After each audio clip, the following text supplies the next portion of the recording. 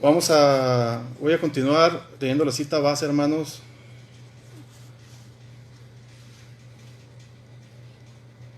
como les comenté, en el libro de Jeremías, capítulo 42, versículo 6. Dice: sea bueno, sea malo, a la voz de Jehová nuestro Dios, el cual te enviamos, obedeceremos, para que obedeciendo a la voz de Jehová nuestro Dios nos vaya bien.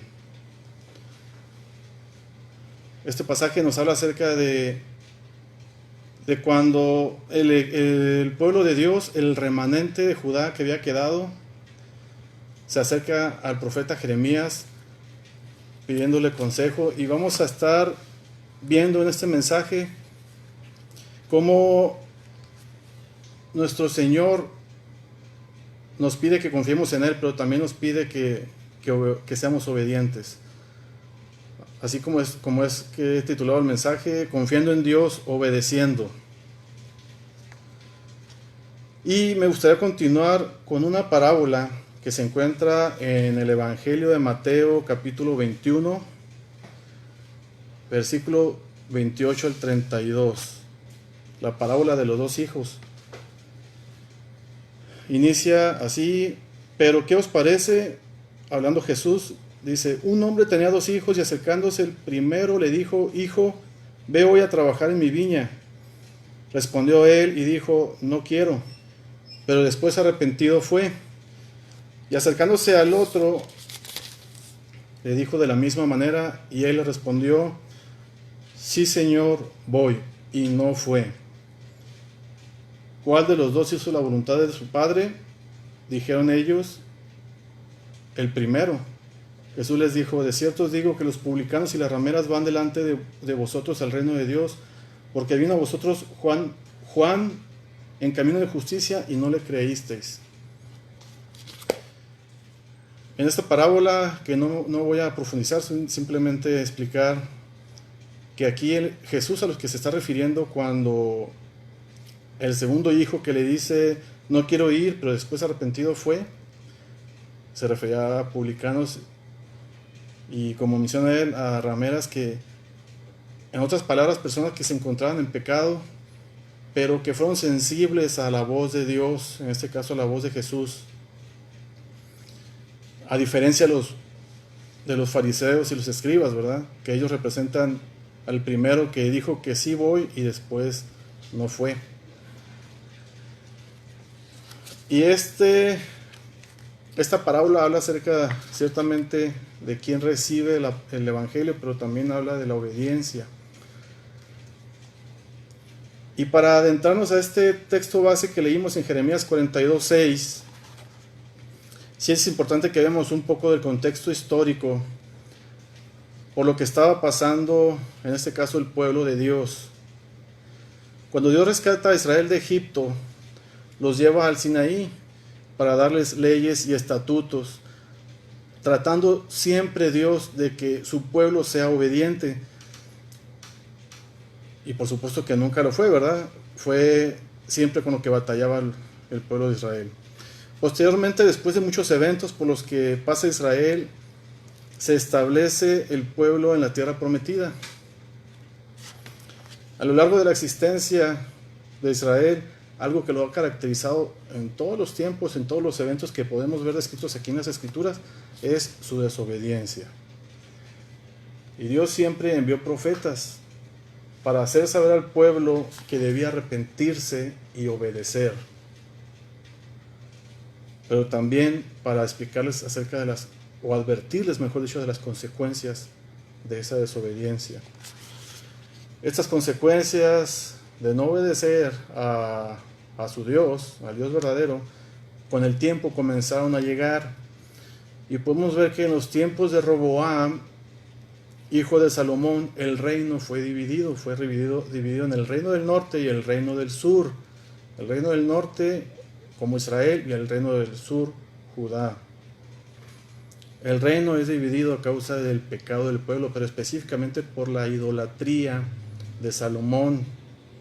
Y eso lo pueden encontrar en el primer libro de los Reyes, capítulo 11, del versículo 9 al versículo 10. No lo voy a leer, ahí se los dejo para que lo lean con más calma. Después el reino del norte de Israel fue juzgado por Dios y los entregó en mano de los asirios. Y aproximadamente 100 años después viene juicio contra el reino del sur, que es Judá, que es cuando los entrega en cautividad a Babilonia. Ya aquí casi adentrándonos a este pasaje que hemos leído. Bueno, pues el profeta Jeremías fue uno de los profetas que fue usado por Dios para hablar al pueblo. El ministerio del profeta Jeremías abarca casi 40 años que Jeremías estuvo hablando al pueblo. Él estuvo hablando al pueblo desde el rey, no, se me fue el nombre, desde los días del rey Josías hasta los días del rey Sedequías. Pero el pueblo nunca lo escuchó y Dios permite que Babilonia destruya Jerusalén, destruya sus murallas y se lleve cautivos a los judíos. ¿Okay? Bueno, también en esa etapa en que el reino del sur es conquistado por Babilonia, se llevan cautivo al rey Sedequías, que fue el último rey de Judá. Y el rey Nabucodonosor pone como gobernador de la provincia de Judá a Gedalías. Ya esto nos adentra un poco lo que es el capítulo 41, porque en el capítulo 41 del libro de Jeremías nos habla que poco tiempo después de que el Gedalías, ya haciendo su función como gobernador en la provincia de Judá, se levanta contra él Ismael, hijo de Netanías. Netanías era miembro de la casa real de Judá. Pues Ismael se levanta y asesina a Gedalías. También asesina a los caldeos y a unos judíos que estaban de parte de los caldeos. Habían judíos que se habían pasado de parte de los caldeos, que eso viene mencionado en el capítulo 37. Después Ismael capturó a la gente de la ciudad de Mizpa con la intención de llevarlos cautivos a las tierras de los amonitas. Y se levanta Joanán contra él y se lo impide. Joanán era uno de los oficiales del pueblo de Judá. Y Joanán, temiendo de la represalia del rey de Babilonia, porque su gobernador Gedalías había sido asesinado, planea escapar, llevándose consigo el remanente que había quedado. Podemos verlo en el capítulo 41, versículo 17, cuando dice: y fueron y habitaron en Jeruquicam, que está cerca de Belén, a fin de ir a meterse en Egipto. Ya esta parte nos adentra al capítulo 42, donde podemos ver a un pueblo que está asustado por la situación en la que estaban pasando. ¿Cuál era la situación? Bueno, pues que de alguna manera se sentían culpables por la acción de Ismael de matar al gobernador que puso el rey de Babilonia, y ellos esperaban o temían que el rey de Babilonia arremetiera contra ellos, contra el remanente de Judá que había quedado. Bueno, en los versículos del 1 al 3 en el capítulo 42 nos explica que se acercan con Jeremías para pedir consejo, porque ellos querían salir a Egipto, pero antes necesitaban ellos saber qué hacer, aunque en el interior de su corazón ya habían definido ellos ir a Egipto. Vamos a leer, dice, versículo 1 del 42, vinieron todos los oficiales de la gente de guerra, y Joanán, hijo de Carea, Jesanías, hijo de Osaías, y todo el pueblo, desde el menor hasta el mayor. Cuando se refiere aquí desde el menor hasta el mayor, no se refiere a las edades, sino que se refiere a toda clase social de ese remanente. Y dijeron al profeta Jeremías: acepta ahora nuestro ruego delante de ti.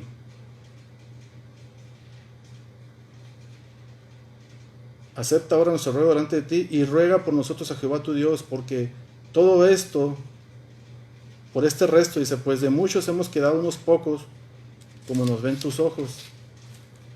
Versículo 3, para que Jehová tu Dios nos enseñe el camino por donde vayamos y lo que hemos de hacer.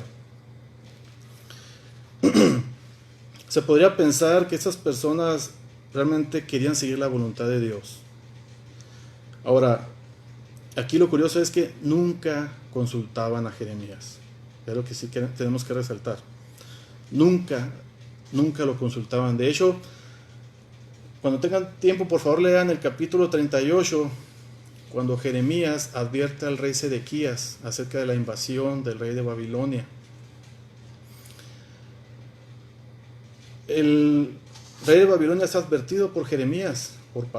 Jehová envía palabra a Sedequías por medio de Jeremías y les dice al rey que se entregue a los caldeos y su casa viviría. Obviamente cuando le entrega este mensaje el profeta Jeremías al rey, el rey Sedequías manda llamar en secreto a Jeremías, porque no quería que nadie se enterara que estaba consultando al profeta Jeremías. Y le pide que le hable lo que Dios le ha dicho. Le da el mensaje, le dice: tu casa va a vivir y no van a quemar este lugar si te entregas a los caldeos. Por supuesto que Sedequías no lo escuchó y lo manda al patio de la cárcel. Previamente, antes de mandarlo al patio de la cárcel, Sedequías había estado en un pozo de agua vacío, en una cisterna. En esa cisterna lo habían metido los príncipes de Judá, porque también les había enviado palabra de parte de Jehová a ellos y no les agradó y querían matarlo, pero decidieron dejarlo en una cisterna. Se compadeció un varón etíope del grupo del rey de Sedequías y lo saca de la cisterna y lo deja en el patio de la cárcel, que es cuando se acerca Sedequías o manda hablar por él en secreto y consulta qué es lo que iba a pasar con él. En el capítulo 39 podemos ver que cuando Jerusalén es sitiado por el rey de Babilonia y abren el muro y entran a la ciudad, el rey Sedequías huye con su familia y es alcanzado en las lomas de Jericó. Es alcanzado en las lomas de Jericó por los príncipes de Babilonia. Es llevado delante del rey Nabucodonosor, degollan a sus hijos, o sea, los hijos de Sedequías, y le sacan los ojos a Sedequías y es llevado preso. Bueno, todo eso pasó porque no hizo caso a la voz de Dios por medio de Jeremías. Todo eso se hubiera evitado el rey Sedequías si hubiera hecho caso a la voz de Jehová. Pero así era el ministerio de Jeremías. No le hacían caso, ni siquiera se acercaban a consultarle. De allí que él de alguna manera comprendía la verdadera intención de ellos. Se podría pensar que esas personas intentaban seguir la voluntad de Dios, pero como él ya los conocía, él sabía perfectamente que no era así. Y por esa razón, él en el versículo 4 les da esta respuesta. El profeta dice el versículo 4 en el 42. El profeta Jeremías les dijo: he oído, he aquí que voy a orar a Jehová vuestro Dios, como habéis dicho. Y todo lo que Jehová os respondiere, os enseñaré, no os reservaré palabra. Yo sí quiero resaltar aquí que Jeremías era un profeta valiente, hermanos. Era un profeta valiente porque ya había sido azotado, había sido echado a una cisterna, había sido atado a cadenas en el patio de la cárcel. Y aún así, él siempre les hacía ver el mensaje que Jehová les enviaba. Él no se reservaba nada. Ahora, hay personas en la actualidad que presentan la palabra de Dios solo comunicando los aspectos positivos, ignorando los negativos. Convierten a veces la predicación en un sencillo medio de comunicación, es decir, predicando a la gente lo que ellos quieren escuchar, pero no les predican lo que la gente necesita escuchar.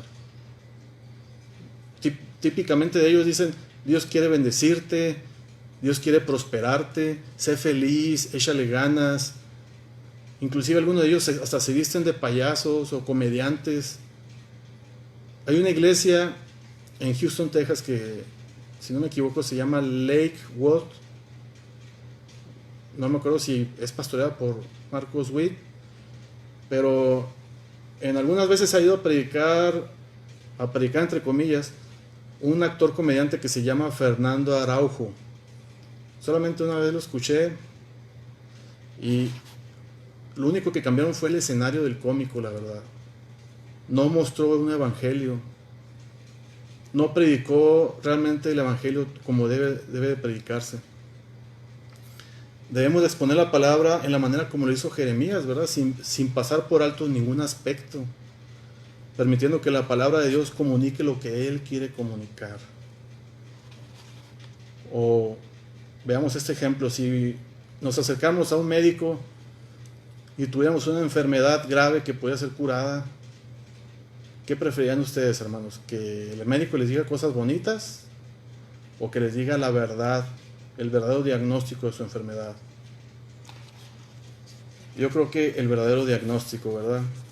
Pues el verdadero diagnóstico del Evangelio es ese: que Cristo vino a morir por los pecados de todo aquel que se quiera arrepentir de su vida pecaminosa. Por eso debemos de exponer así la palabra, y no solamente me refiero a los que se paran detrás de un púlpito para predicar, sino cuando tengas la oportunidad de hablar con alguien y mostrarle el Evangelio, no solo le digas: hermano, Dios te ama y te quiere bendecir. No, dile: Dios quiere perdonar tus pecados porque tu vida se dirige a una condenación eterna. Dios te quiere bendecir una vez que te arrepientas de tu vida pecaminosa, y Él quiere cambiar tu vida, mejorar tu vida. Y debemos hacerlo con compasión, pero siempre mostrando la verdad del Evangelio. Pues el profeta Jeremías, con la respuesta que le da de no reservarse nada, nos da a entender que él comprendía la verdadera intención de este pueblo. Y la respuesta del pueblo viene en el versículo 6, que fue lo que nuestro texto base dice: sea bueno, sea malo, a la voz de Jehová nuestro Dios, al cual te enviamos, obedeceremos, para que obedeciendo a la voz de Jehová nuestro Dios nos vaya bien. Ellos indirectamente están aceptando su realidad y reconocen que es en los términos de Dios y no en los de ellos. Pero como ya les expliqué, no era normal que ellos se acercaran con un corazón necesitado, ¿verdad? Ahora, en el versículo 7 nos dice que aconteció que al cabo de 10 días vino palabra de Jehová a Jeremías. Aconteció que al cabo de 10 días. Estamos hablando de que posiblemente la distancia entre donde se encontraba el pueblo y donde se encontraba el ejército de Babilonia estaría 4 días tal vez, o menos. No lo sabemos. Bueno, yo no tengo ese dato. Pero yo creo que al segundo día se acercaban con Jeremías y le decían: ¿te ha hablado ya Jehová? ¿Ya te ha dado Jehová alguna palabra? Lo bueno es que en aquel entonces no existía el WhatsApp, que si no, los siervos de Gedalías, que fue asesinado, hubieran avisado a Nabucodonosor por WhatsApp, ¿verdad? ¿Sabes qué? Ya mataron a Gedalías.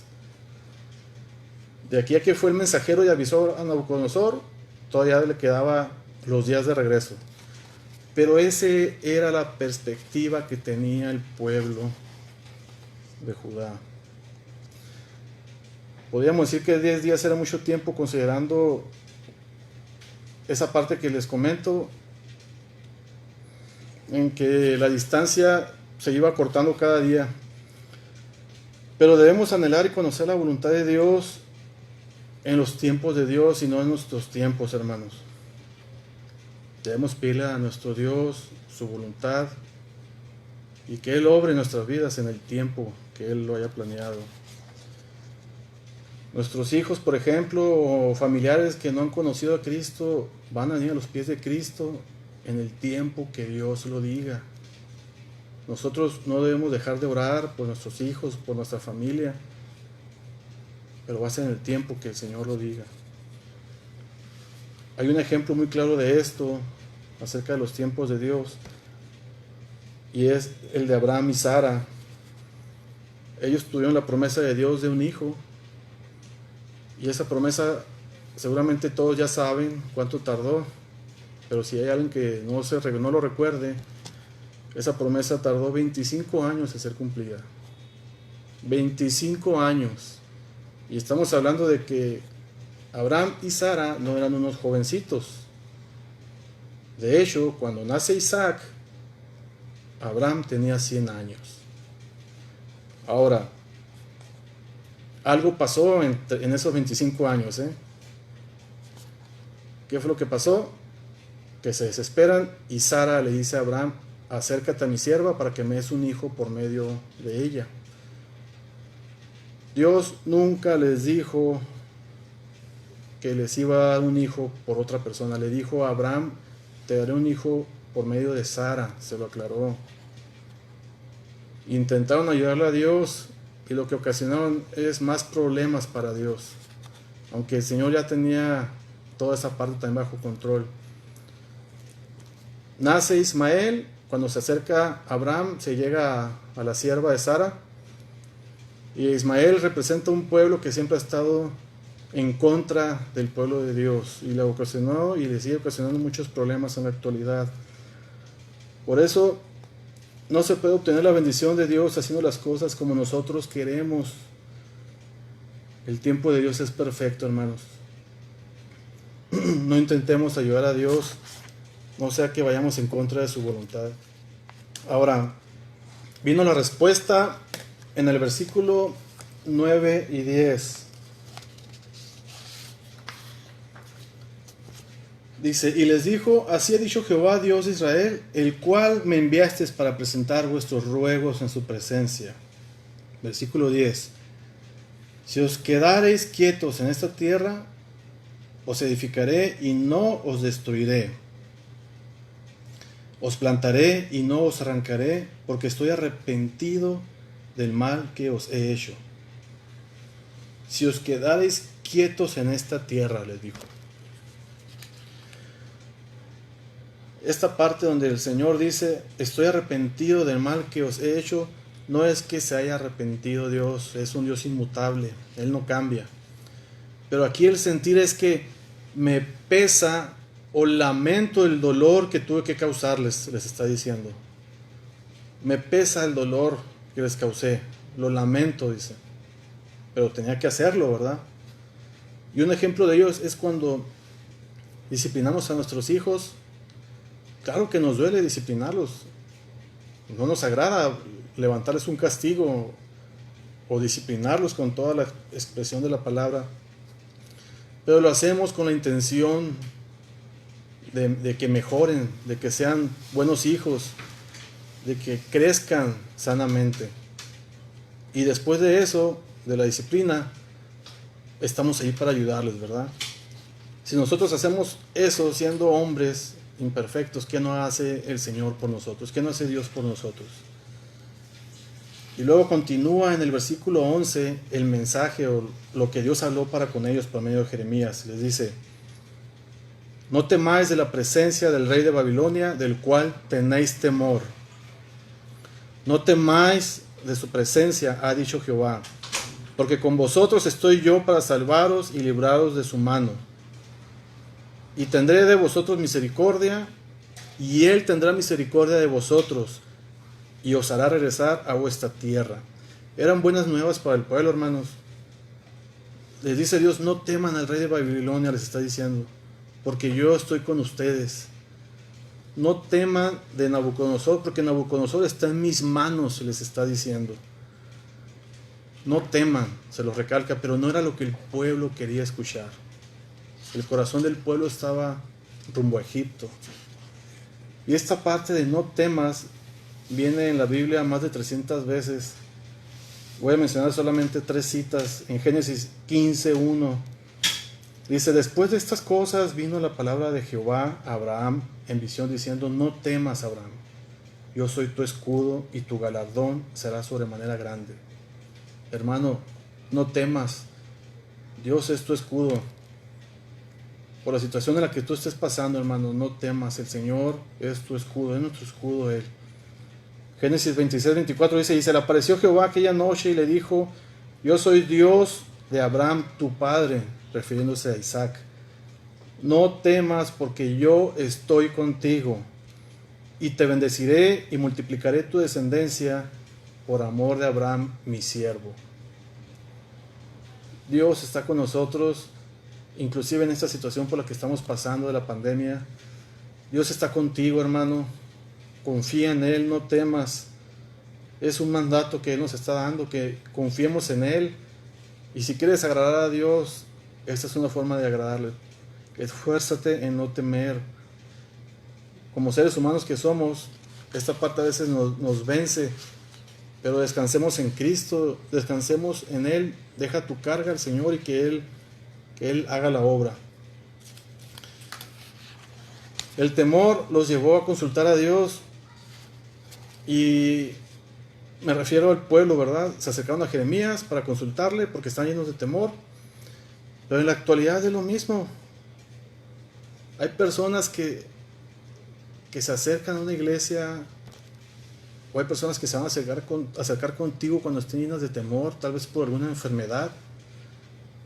Y así como el pueblo le interesaba escuchar únicamente que podían ir a Egipto, porque no les interesó escuchar que Dios los iba a guardar y que no temieran. No les interesó escuchar que Dios era el Salvador, que los iba a proteger.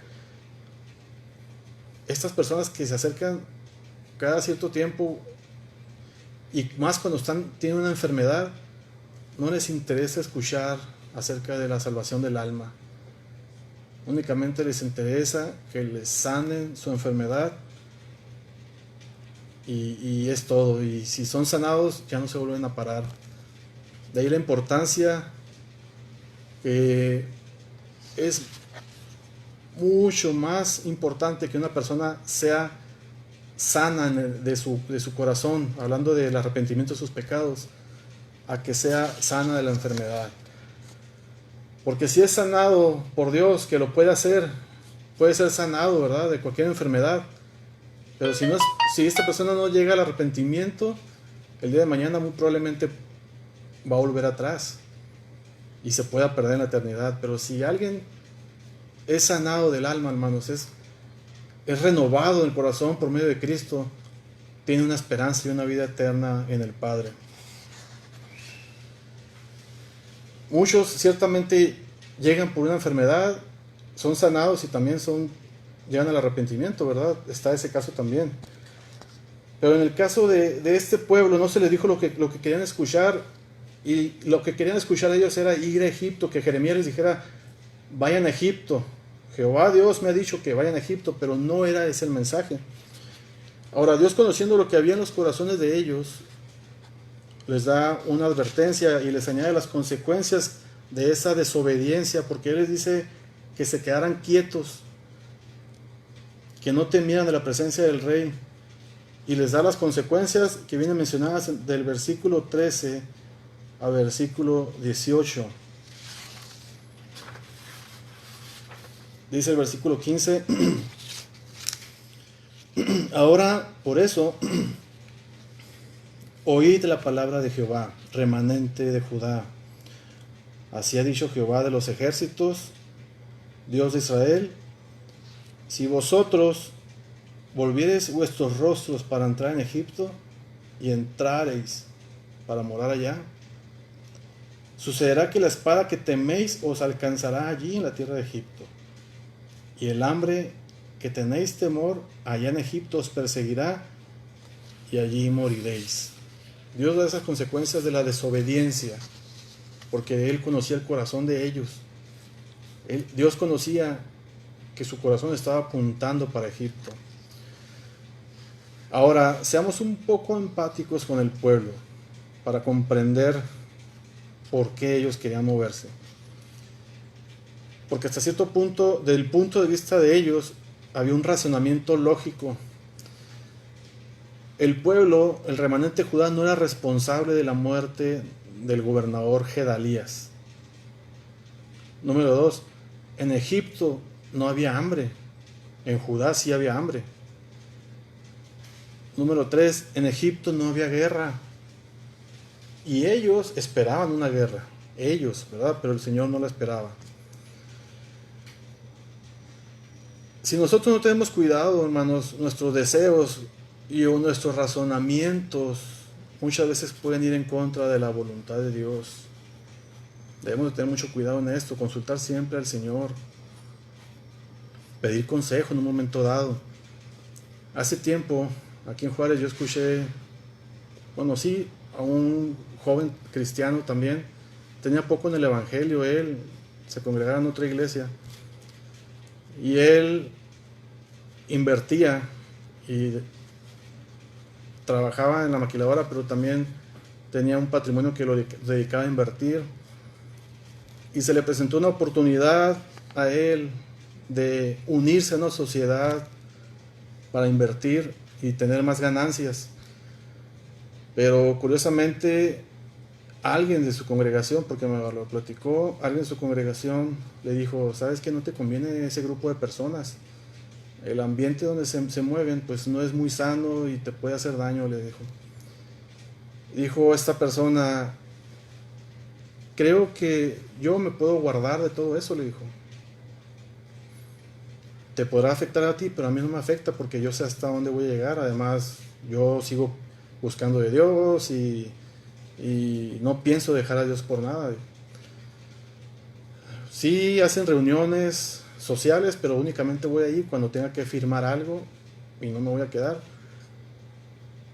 Pues sí, él ingresa a esa sociedad, era un grupo de inversionistas, le empezó a ir bien, estaba recién casado, según recuerdo, y ciertamente él no se reunía en esas reuniones sociales que tenían, solamente cuando tenía que hacer acto de presencia por algo, pero con el tiempo le hizo ver que sí había tomado mala decisión, porque se enroló poco a poco en ese grupo, que inclusive llegaba tarde a su casa, empezó a llegar de vez en cuando un poco tomado, cayó en adulterio, y es cuando se da cuenta, ¿verdad? Ya que estaba muy adentro. Y ya nunca supe cómo le fue, pero se enroló tanto que volvió atrás, ¿verdad? Entonces, a veces nuestros razonamientos pudieran decirnos que está bien lo que vamos a hacer, pero ¿qué es lo que Dios habla, verdad? ¿Qué es lo que Dios quiere para nuestras vidas? Acuérdense que nosotros nos hemos rendido a Cristo, ya no vivimos nosotros, vive Cristo en nosotros. Ya no es mi voluntad, es la voluntad de Dios en mi vida. Yo debo de vivir cada día como el Señor quiere que viva, y debo hacer lo que Él quiera en mi vida. El deseo del pueblo de Israel fue siempre el de regresar a Egipto. Siempre tenía esa tendencia el pueblo de Israel, regresar a Egipto. Y esto viene mencionado desde los tiempos de Moisés. ¿Se recuerdan cuando Dios le da maná del cielo?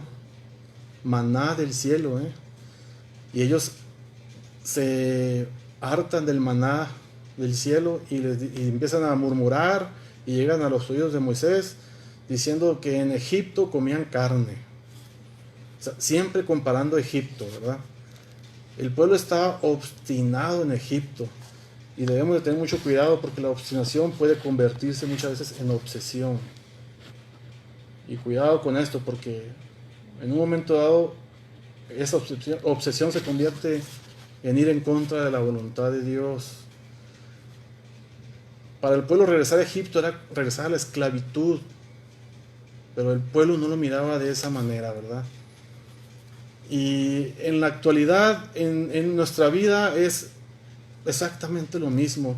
¿De dónde nos sacó Dios, hermanos? Nos sacó del mundo, del pecado en el que estábamos.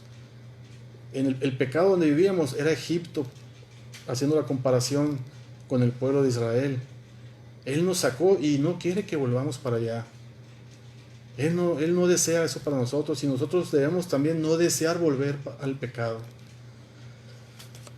En una ocasión escuché a alguien hace mucho tiempo decir, cuando miró ciertas cosas en la iglesia que no le gustaron, dijo: estaba mejor cuando no era cristiano. Era mejor cuando no era cristiano, dice. O sea, que acuérdense que los cristianos somos seguidores de Cristo. Es como si dijera esta persona, estaba mejor cuando no conocía a Cristo. No puedes decir que estabas mejor cuando no conocías a Cristo. No tenías valor. Vaya, es negar, rechazar el sacrificio de Cristo en la cruz. Es estar en contra de la voluntad de Dios. Y terrible cosa es estar en contra de un Dios airado, hermanos. Ahora, ¿por qué la negativa de Dios de dejarlos ir a Egipto? Quiero leer dos citas. Una está en el libro de Deuteronomio, capítulo 17, versículo 16. Esta cita explica la razón, una de ellas. Y esta cita menciona varias indicaciones que tenía el rey de Israel que tenía que seguir. Una de ellas era esta, dice, pero él no aumentará para sí caballos, hablando del rey, ¿verdad? El rey de Israel. Ni hará volver al pueblo a Egipto con el fin de aumentar caballos. Porque Jehová os ha dicho, no volváis nunca por este camino. No volváis nunca por este camino. Dios no quiere que volvamos por ese camino de perdición. Oseas 8:13 nos habla acerca de que no solo Dios les prohibía ir a Egipto, sino que también lo tenía como si fuera un castigo para el pueblo, ¿verdad? Dice, en los sacrificios de mis ofrendas sacrificaron carne y comieron, no los quiso Jehová, ahora se acordará de su iniquidad y castigará su pecado, ellos volverán a Egipto. Deuteronomio 28:68, no lo voy a leer, pero también explica que los castigaría enviándolos a Egipto. A veces insistimos tanto en algo que Dios lo permite como un castigo para que aprendamos la lección. Dios sabe lo que nos conviene, hermanos. Dios conoce nuestra verdadera necesidad. No insistamos tanto, ¿verdad? Ciertamente hay promesas que Él las cumple en el tiempo que Él lo dice y tardan en cumplirse. Pero también pidámosle a Él siempre que se haga su voluntad en nuestras vidas y no la nuestra. Ahora bien, hay una razón principal por la que no debían ir a Egipto, ¿verdad? Y es porque Dios dijo que no, simple y sencillamente, ¿verdad? Veamos el versículo 17 cuando dice nuestro Señor que esa desobediencia les atraería la ira de Dios. Dice, todos los hombres que volvieron sus rostros para entrar en Egipto, para morar allí, morirán a espada, de hambre y de pestilencia. No habrá de ellos quien quede vivo, ni quien escape del mal que traeré yo sobre ellos. Dios es un Dios justo que se aira contra el pecado. Dios es justo y no va a permitir que el pecador quede inmune, quede sin pagar lo que debe, hermanos. En los versículos 19 al 22, Jeremías hace un resumen de todo esto. Y el resumen básicamente dice, no entren a Egipto. Dice el versículo 19, Jehová habló sobre vosotros, oh remanente de Judá, no vayáis a Egipto. No vayan a Egipto, les está diciendo Jeremías. Es lo que Dios me ha hablado. Ahora, el mensaje era bastante claro. No vayan a Egipto, es un mensaje sencillo, claro, que hasta un niño lo puede entender. Pero aquí el problema no era la claridad del mensaje. Aquí el problema era la dureza del corazón de este pueblo. ¿Por qué? Porque el pueblo no era sincero delante de Jehová, como lo leímos en el capítulo 41, versículo 17. Y fueron y habitaron en Jerut Kimam, que está cerca de Belén, a fin de ir a meterse a Egipto. O sea, ese era el corazón que tenían ellos. Ellos lo que querían es que Jeremías les dijera, sí, váyanse a Egipto. Esa fue la intención que siempre tuvieron, ¿verdad?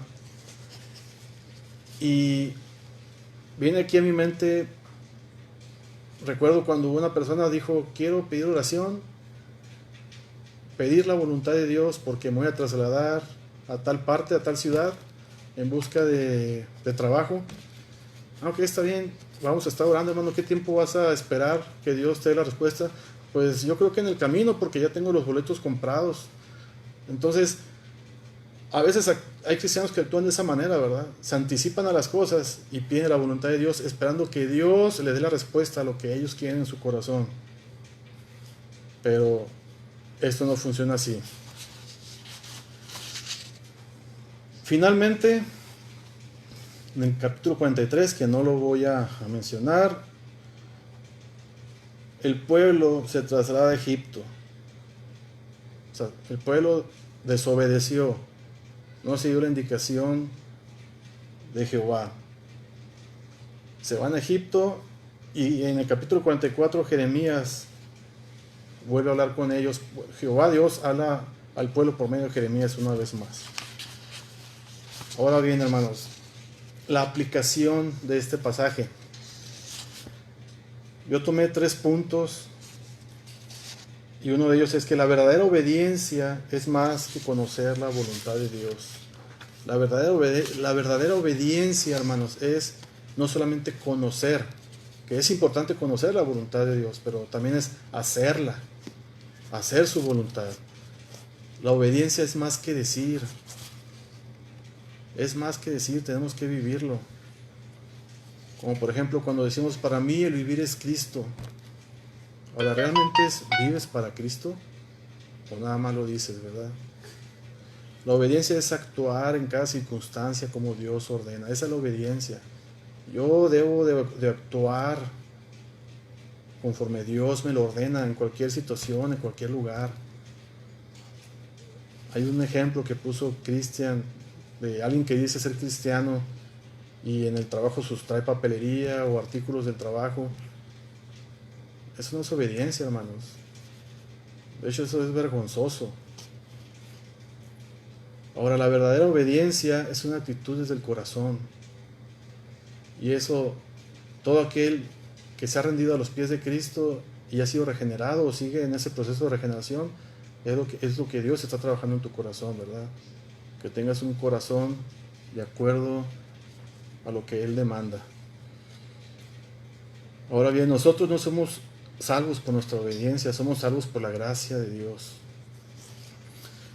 Somos salvos por la gracia de uno, por la obediencia de uno, y ese fue Cristo. Dice el Evangelio de Juan 6:38, porque he descendido del cielo, hablando Jesús, no para hacer mi voluntad, sino la voluntad del que me envió. Gracias a que Él fue obediente al Padre, es que nosotros hemos obtenido esa salvación. Somos salvos por gracia, y gracias a la obediencia de Cristo, que fue obediente hasta la muerte y muerte de cruz. El segundo punto que yo veo aquí en este pasaje, es que es común pensar que los mandatos o la voluntad de Dios nos puedan parecer irracionales algunas veces. ¿Qué pasaba aquí, verdad? El pueblo temía del rey de Nabucodonosor, porque habían matado al gobernador que él había puesto. El pueblo temía de eso. Y luego, algo que parece ilógico para ellos es esperar 10 días la respuesta. Y todavía peor, porque ellos esperaban que les dieran luz verde e irse a Egipto. Lo peor es que les dice Jehová por medio de Jeremías, quédense quietos, o sea, no se muevan, no teman. Para ellos eso parecía irracional, pero sus mandatos nunca son irracionales, hermano. Nos podrán parecer a nosotros irracionales, pero no lo son. Podemos ver en el capítulo 14 del libro de Éxodo, cuando el pueblo cruza el Mar Rojo, cuando el pueblo va en dirección, en ese camino que los lleva al Mar Rojo, el pueblo sabía perfectamente que atrás de ellos venía el ejército de Egipto. Venían a caballos y a carros, con carros. Y venía un contingente muy grande del ejército de Egipto. Y ellos iban caminando en dirección al Mar Rojo, hacia un muro de mar. Para ellos podía pensar, pues esto es irracional, esto es ilógico. Pero al frente, Dios iba guiando a un varón que era Moisés. Y finalmente el pueblo cruza el Mar Rojo en seco. No solamente Dios abrió el Mar Rojo, sino que pasaban en seco.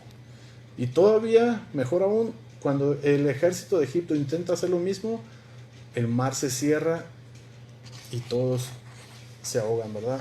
No solamente Dios los ayudó a cruzar, sino que Dios los salvó de ese ejército.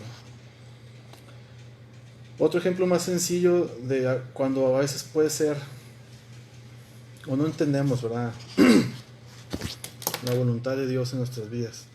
¿Qué pasa cuando un bebé lo llevas para que le apliquen sus vacunas, ¿verdad?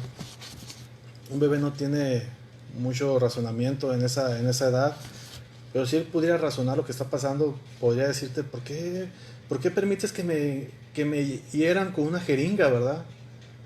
¿Por qué lo permites? Pero tú sí sabes que esa vacuna es para que él crezca sano. De otra manera, no va a crecer sano, ¿verdad? O su vida inclusive estaría en peligro. Lo mismo pasa en nuestras vidas.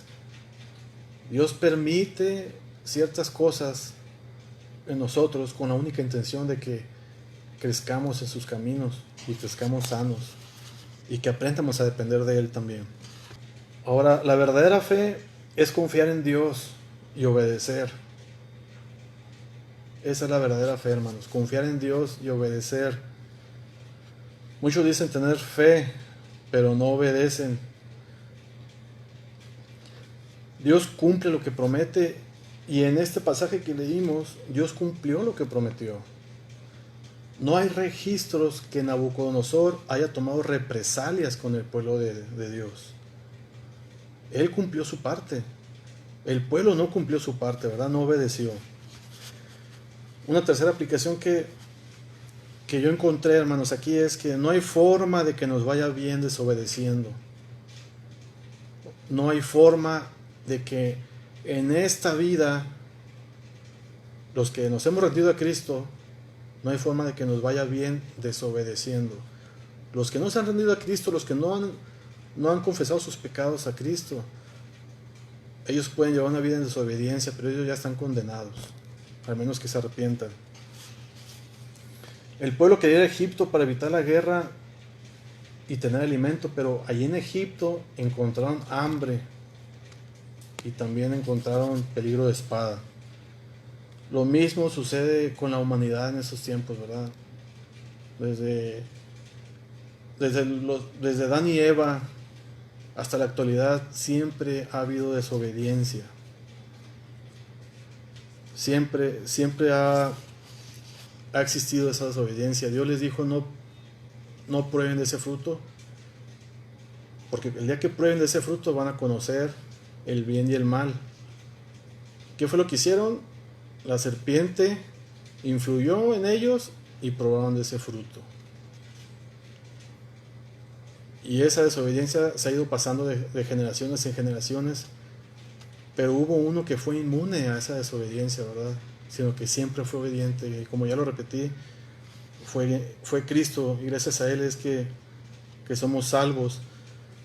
Ahora, debemos esforzarnos en ser obedientes, como una evidencia de que pertenecemos a Cristo.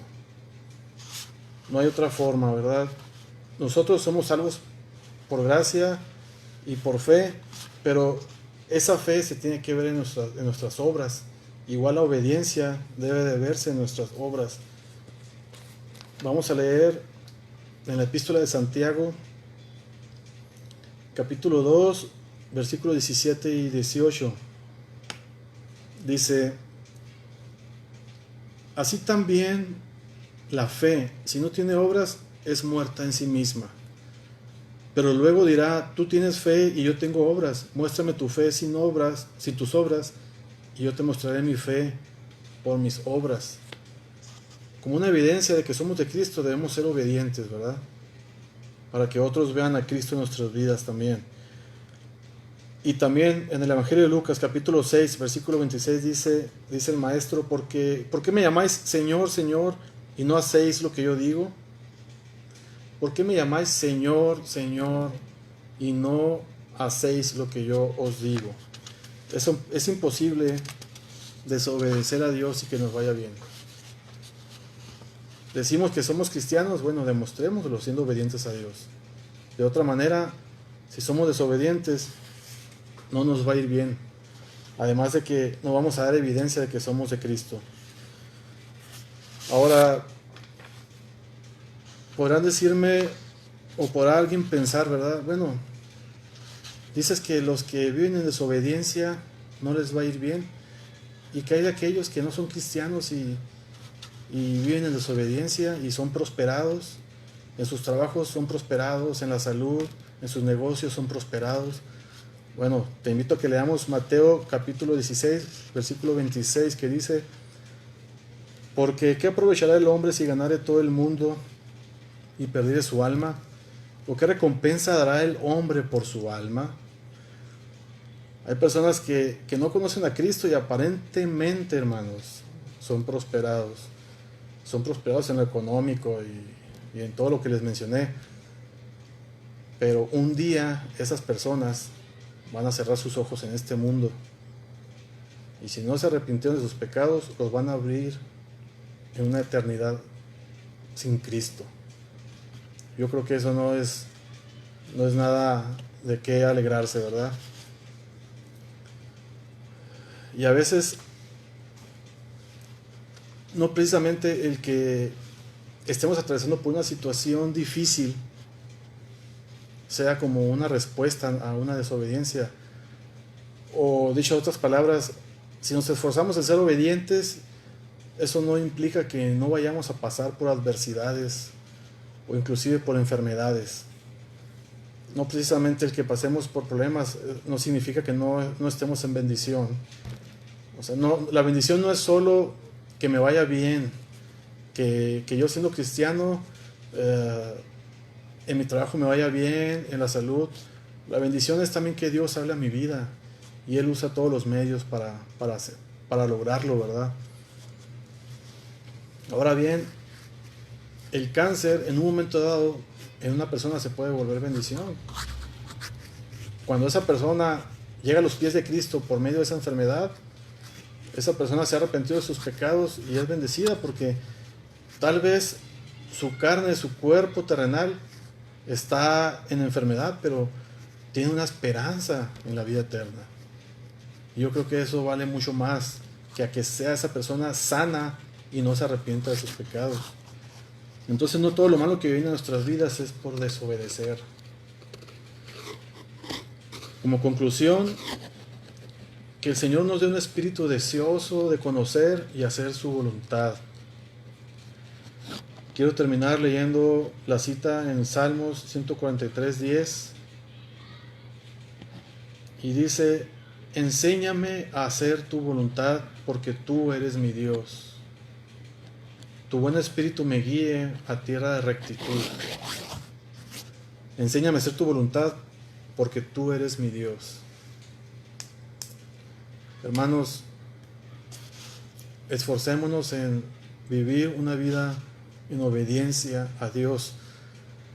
Y no solamente en nuestra relación con Cristo, sino también ayudar a nuestros hermanos en cualquier circunstancia que ellos estén pasando.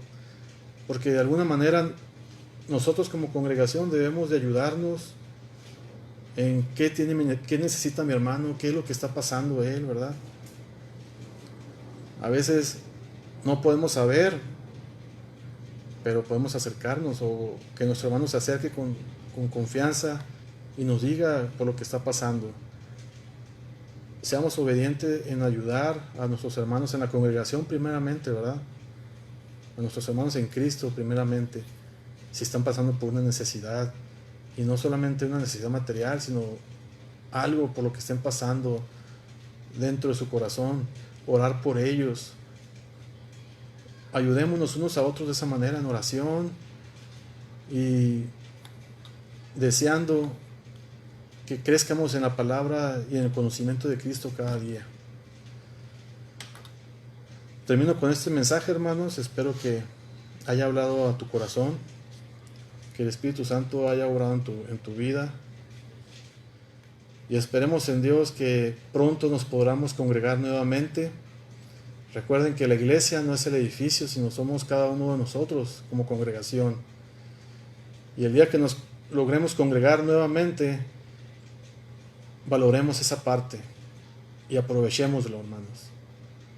Dios les bendiga, los amo, nos vemos pronto. Hasta luego.